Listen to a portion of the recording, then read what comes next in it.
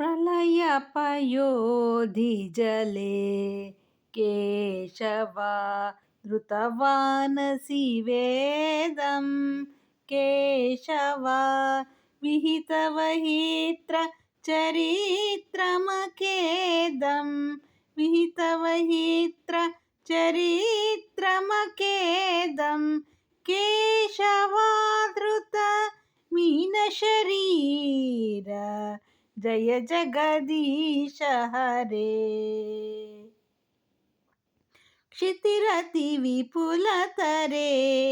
केशवा तव तिष्ठति पृष्ठे धरणिधरणकिण चक्रगरिष्ठे धरणिधरणकिण चक्रगरिष्ठे केशवाधृत कच्छपरूप जय जगदीश हरे। वसति दशनशिखरे केशवा धरणी तव लग्ना शशिनिकलङ्क कलेव निमग्ना शशिनिकलङ्क कलेव निमग्ना केशवाधृत सूकररूप जय जगदीश हरे। तव करकमलवरे केशवा नखमद्भुतशृङ्गं दलितहिरण्यकशिपुतनुभृङ्गं दलितहिरण्यकशिपुतनुभृङ्गं केशवाधृत नरहरिरूप जय जगदीश हरे।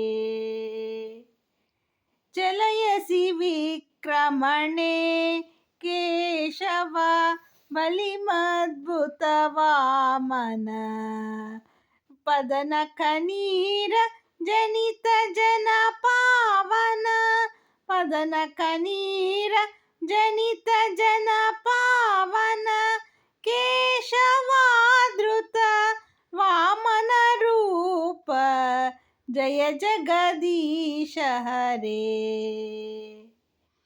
क्षत्रिय रुधिरमये केशवा जगदपगत पापं स्नपयसि पयसि शमित भवतापं स्नपयसि पयसि शमित भवतापं केशवाधृत भृगुपतिरूप जय जगदीश हरे। वितरसि दिक्षुरणे केशवा दिक्पतिकमनीयं दशमुखमौलिबलिं रमणीयं दशमुखमौलिबलिं रमणीयं केशवाधृत रामशरीर जय जगदीश हरे। वहसि वपुषि विशदे केशवा वसनं जलदाभं हलहति भीति मिलितयमुनाभं